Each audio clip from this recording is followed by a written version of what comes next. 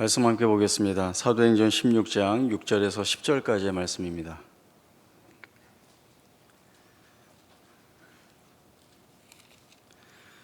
사도행전 16장 6절에서 10절까지 말씀 봅니다.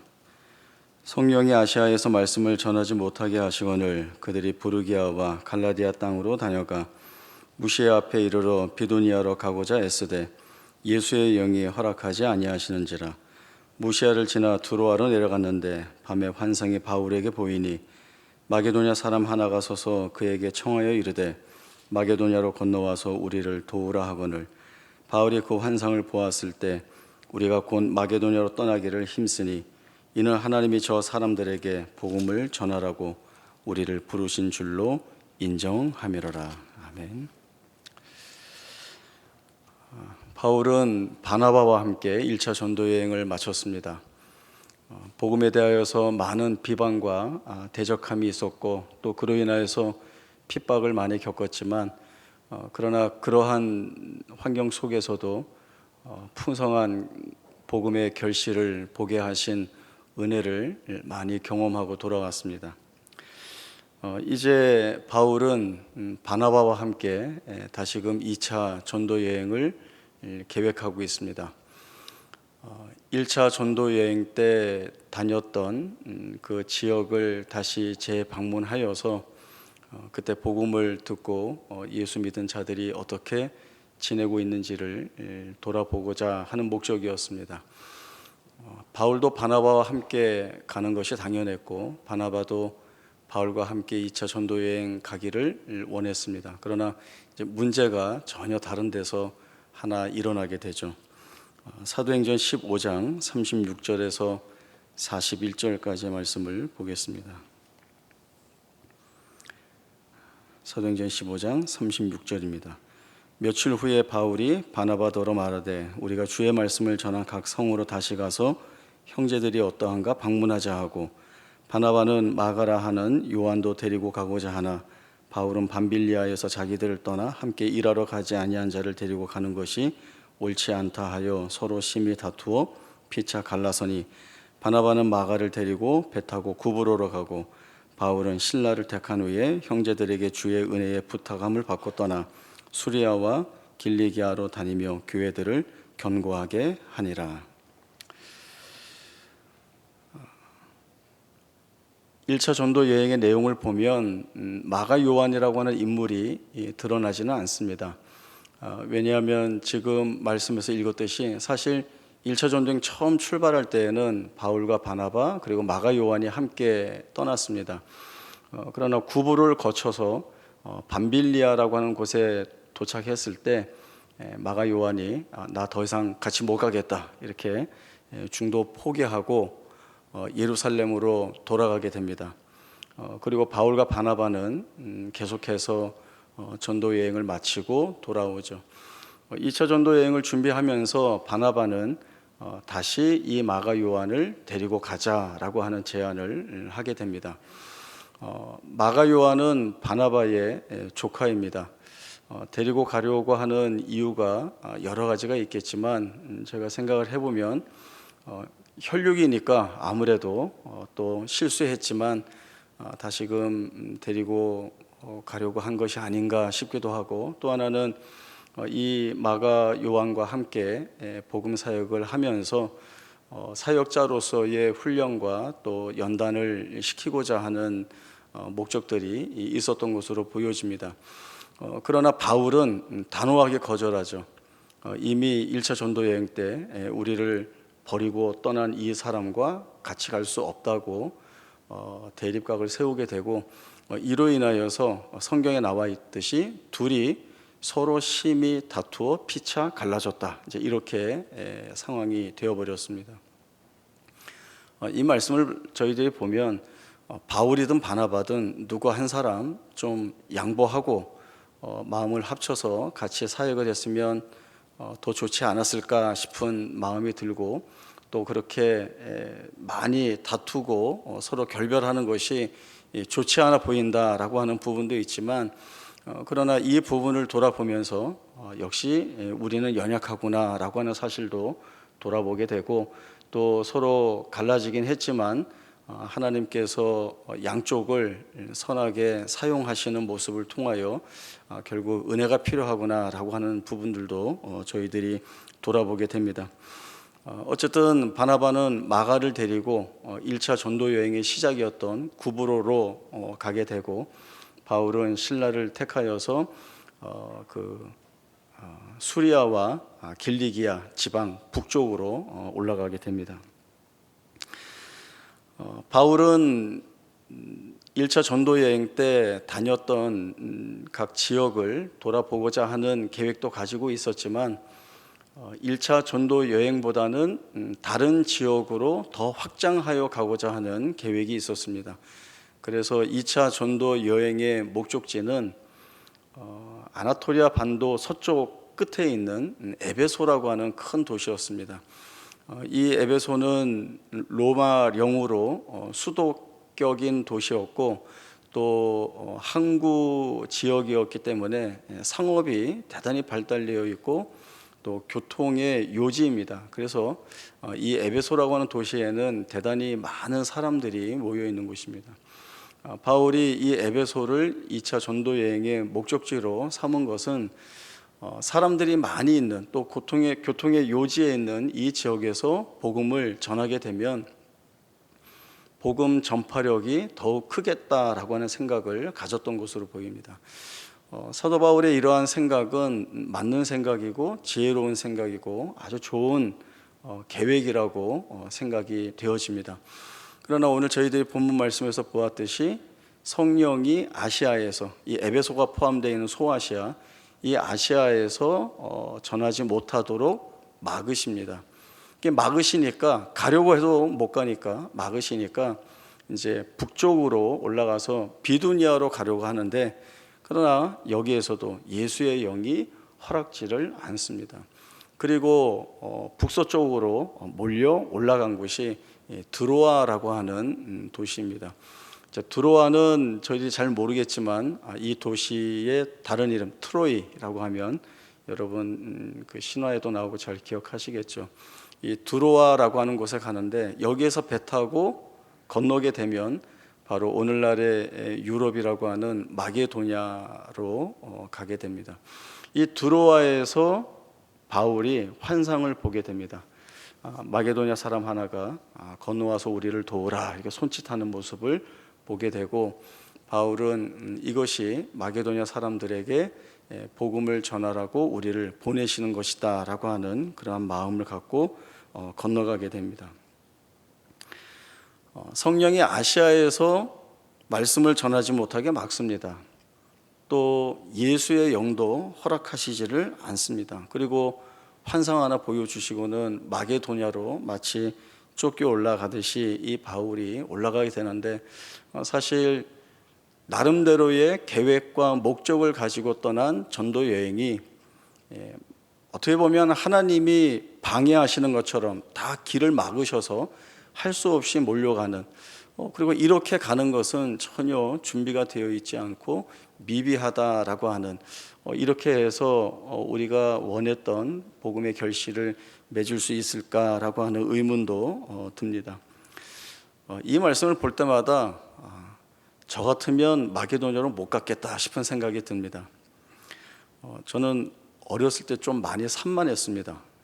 그래서 저희 집사람이 애들 어렸을 때 애들이 왜 이렇게 산만하지 할 때 제가 아무 말도 안 하고 있었거든요. 제가 운동장에서 공을 차다가도 저기서 그네를 누가 타고 있는지, 미끄럼틀 타고 내려오는 친구는 미끄러지지 않는지, 또 저 운동장 구석에서 야구하는 애들 그 공이 이리로 날라오지는 않은지 다 쳐다보면서 공을 쳤습니다. 얼마나 산만해요. 그런데도 골을 많이 넣었거든요. 축구는 잘하는 것 같습니다. 이렇게 산만하니까 뭘 자꾸 잃어버렸습니다.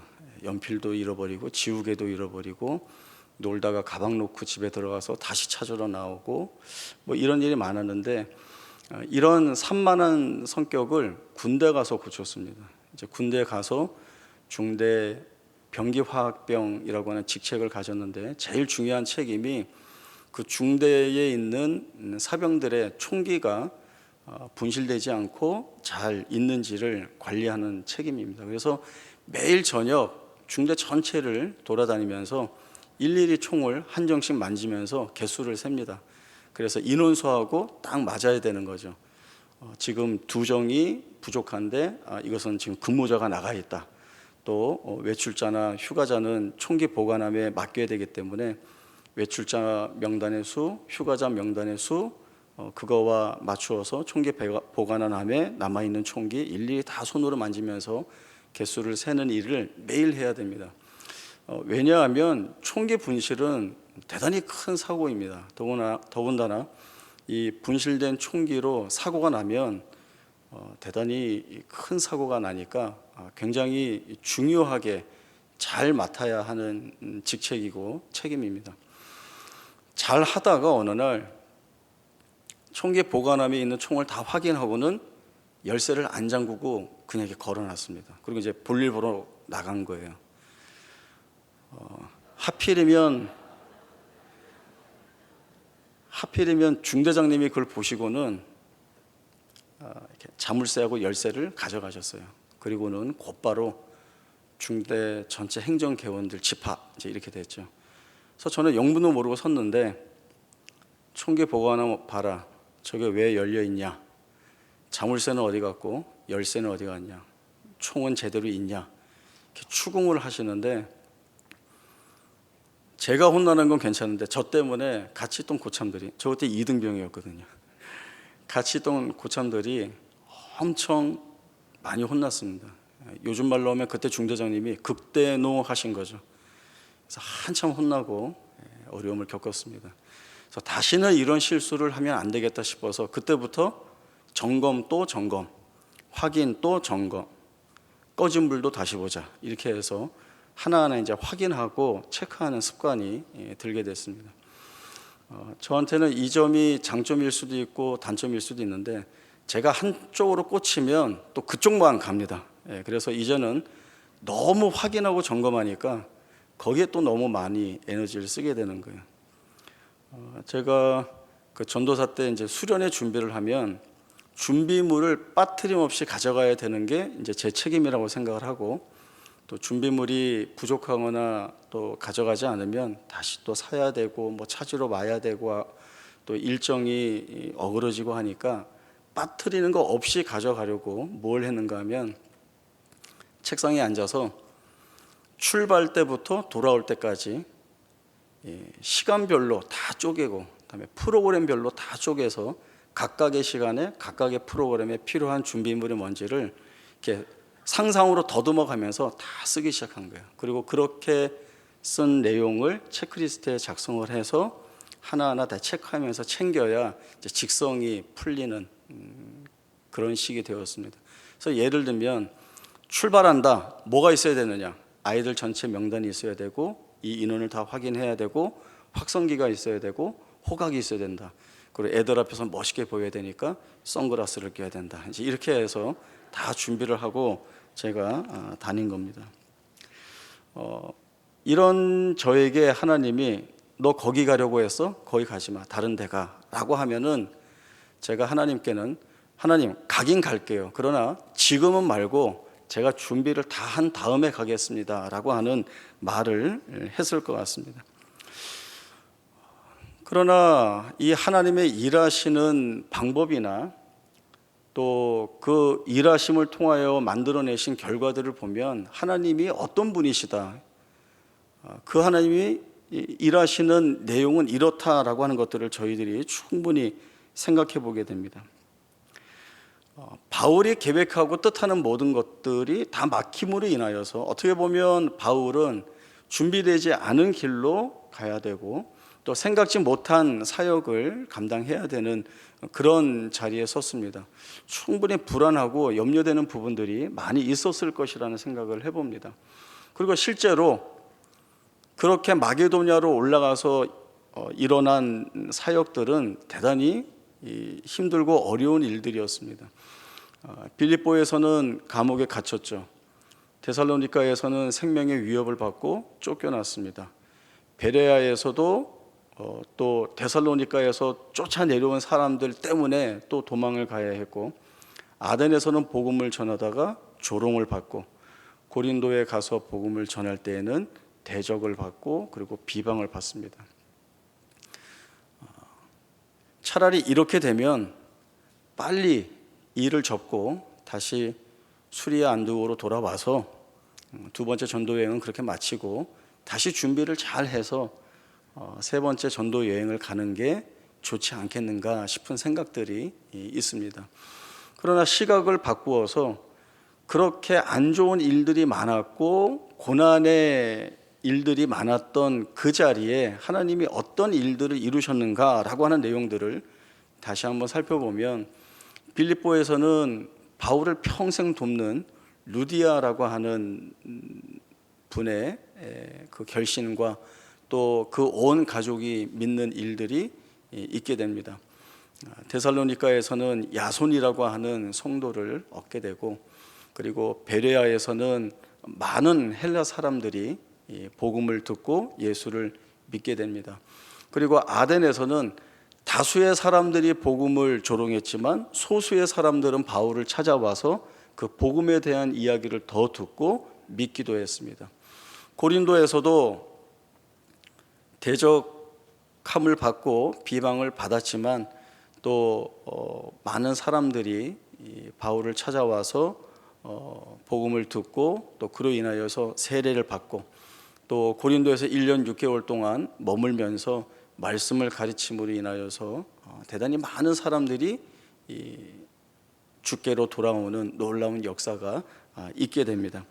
이러한 일들을 바라보면서 우리 눈에 보이는 고통스러운 현실보다 눈에 보이지 않지만 하나님께서 그 현실 속에서 만들어내시는 일들이 대단히 풍성하고 풍요롭다라고 하는 사실들을 저희들이 분명히 보게 되고, 또 이러한 확인들을 통하여서 우리의 형편과 상황과 처지가 어떠하더라도 여기에서 하나님이 일하실 때 하나님이 원하시고 또 우리를 복되게 하시는 일들이 반드시 이루어진다, 있다라고 하는 사실들을 말씀을 통하여서 우리에게 확인시켜 주십니다. 바울은 환상을 보고 마게도냐로 올라갔습니다. 그러나 이것이 단지 마게도냐라고 하는 한 지역으로 가는 것만이 아니라 이리로 올려 보내시는 하나님께서 계획하시고 뜻하신 일들이 있다라고 하는 것을 이 바울이 알고 있는 겁니다. 그렇게 그는 빌립보 감옥에서도 찬송하고 기도할 수 있었고, 또 다 도망가는 자리에서 도망가지 않고 간수에게 주 예수를 믿으라, 그리하면 너와 내 집이 구원을 얻으리라, 이렇게 복음을 전하고 그의 모든 가족들을 세례 주는 놀라운 일들이 있게 됩니다. 가는 도시마다 반대와 핍박을 받았지만 그러나 거기에서 하나님이 일궈내시는 구원의 결실들, 그리고 그 내용을 확인한 이 바울에게는 내가 어디에 가든지 하나님께서 이 일을 하실 것이라고 하는 믿음이 더욱더 강화되고 견고해지는 그러한 경험들을 이 바울이 하고 있는 것입니다. 인간이 갖는 두려움은 여러 가지가 있는데 그 중에 하나, 내일을 알 수 없다라고 하는 것, 미래를 알 수 없다라는 것이 사람들이 가지고 있는 큰 두려움 중에 하나입니다. 미래를 알 수 없다는 것은 우리에게 힘들고 어려운 것이지, 미래를 알 수 없는 것이 사실은 우리에게 복된 것이다 라고 생각하는 사람들은 별로 없습니다. 그 종말에 관한 영화들이 몇 편 있는데 그 영화에서 종말이 다가올 때 드러나는 인간의 모습은 단 두 가지, 딱 두 가지입니다. 하나는 어차피 죽을 것 마음대로 하자라고 하는 것이고, 또 하나는 절망하고 쓰러져 우는 것밖에 없습니다. 이 두 가지 외에는 다른 것이 없습니다. 그러나 이렇게 돌려 생각하면 어떻습니까? 미래를 알 수 없다라고 하는 그 안에는 어떤 일이 일어날지 모르는 겁니다. 이거는 좋은 게 좋은 거야 라고 하는 것을 말하는 것이 아니라, 하나님께서 우리의 생애에 개입하셔서 하나님의 목적과 뜻을 이루어내시는 생애라고 한다면 거기에는 분명히 우리가 미래를 알 수 없어도 그 미래엔 소망이 담겨 있다라고 하는 것이죠. 그것이 미래를 알지 못하지만 힘을 내어서 오늘을 견디고 내일을 살겠다라고 하는 생각들을 갖게 하는 원동력이 됩니다. 그것은 하나님을 향한 믿음의 근거 위에서만 우리가 보란듯이 드러낼 수 있는 모습입니다. 모두가 복음을 반대하고 비방하고 대적하는 이 시대에 복음을 전하기 위해 바울이 뛰어나갑니다. 대단히 어려운 길을 가고 있습니다. 그러나 바울이 그 길을 계속 갈 수 있었던 것은 하나님이 이 길에서 이루실 일들에 대한 소망을 바울이 가지고 있었고, 또 실제로 나가서 그 어려운 자리에서 복음을 전하지만 하나님이 뒤집어서 만들어내시는 은혜의 결실들을 확인하는 경험들을 통하여 이 소망과 경험이 그로 하여금 자기에게 주어진 사역을 중단하지 않고 걸어나갈 수 있게 만드는 원동력이 되었다는 것이죠. 그것은 바로 믿음입니다. 믿음은 바라는 것들의 실상이요 보지 못하는 것들의 증거라고 했습니다. 또 믿음이 없이는 하나님을 기쁘시게 하지 못한다라고 했습니다.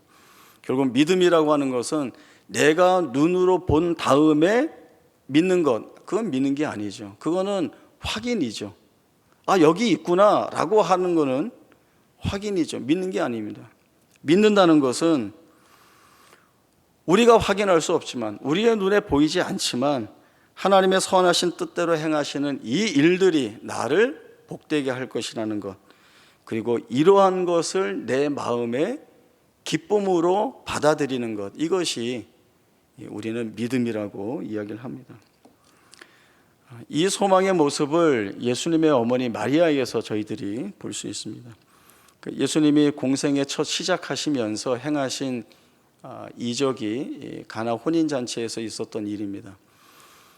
이 가나 혼인잔치에 예수님이 제자들을 데리고 가셨고, 또 어머니 마리아가 참석을 한 것을 보니까 아무래도 좀 가까운 지인의 결혼식이었던 것으로 보여집니다. 우리가 잘 알고 있는 사건이 벌어지죠.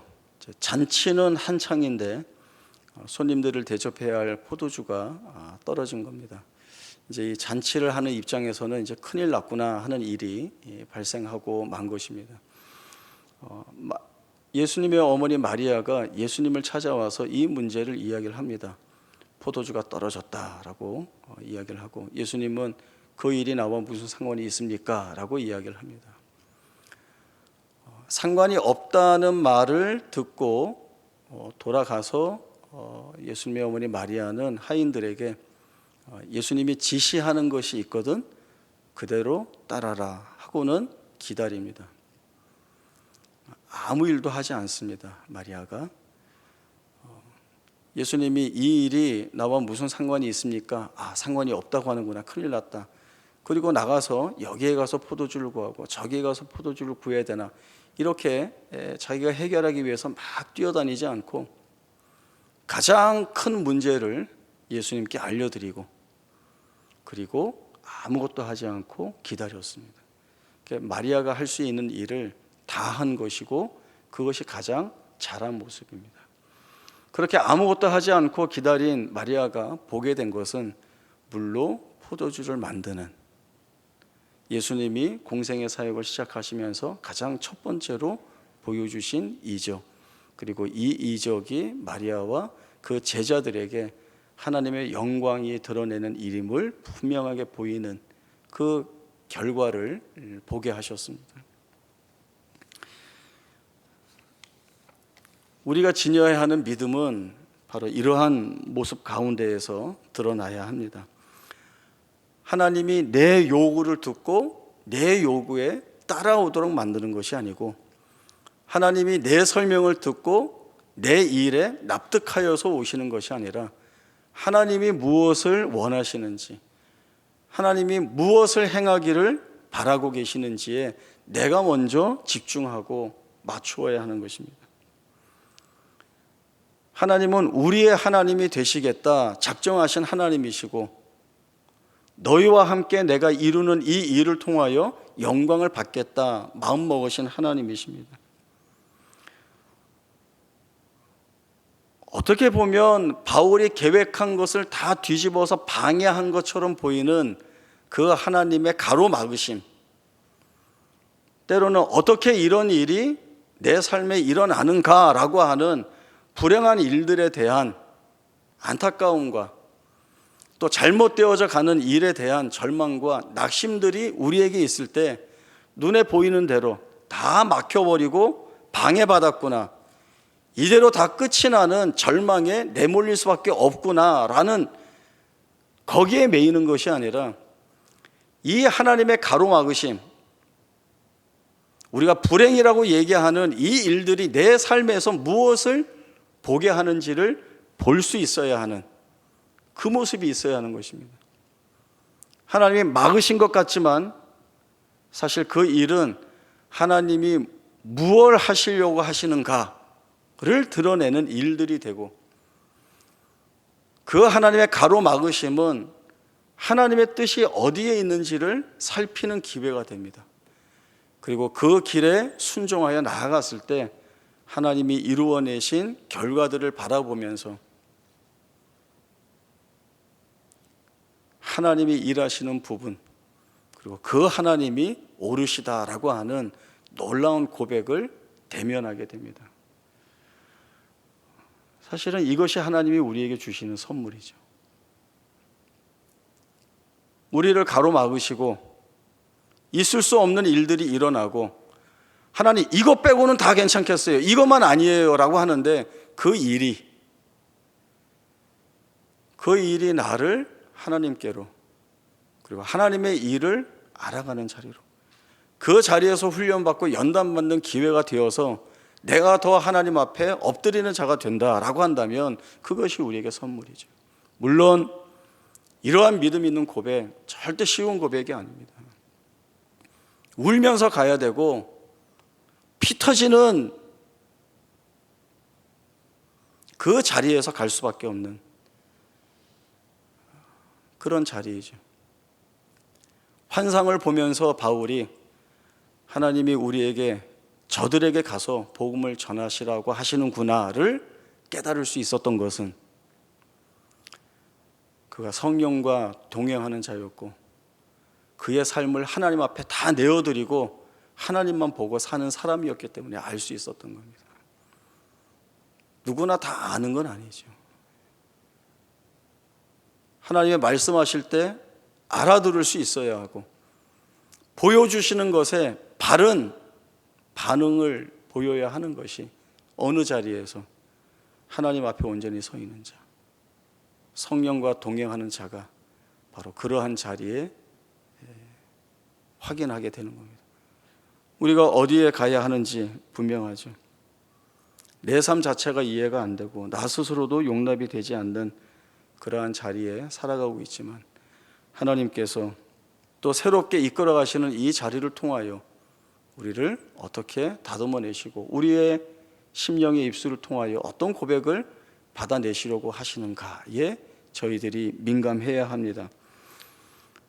하나님이 내게 뭘 주어서 내가 오늘 잘 살아갈까, 편안하게 살아갈까, 앞으로도 그렇게 살고 싶다라고 하는 것은 어리석은 부자가 했던 말이죠. 내 영혼아, 창고에 많이 쌓아두었다, 이제부터 평안히 놀고 먹자라고 할 때 어리석은 자여, 내가 내 영혼을 도로 찾으면 너 어떡하겠느냐, 너의 쌓아놓은 것이 누구의 것이 되겠느냐라고 하는 말씀. 오늘 우리의 현실 속에서 우리가 소원하는 것, 하나님이 우리에게서 이루실 소망이 얼마나 다른지를 확인해야 하고, 그리고 하나님이 원하시는 자리로 가기 위한 정말 처절한 싸움이 필요합니다. 편안하게 예수 믿을 수 없습니다. 누가 예수 믿으면 편해진대요?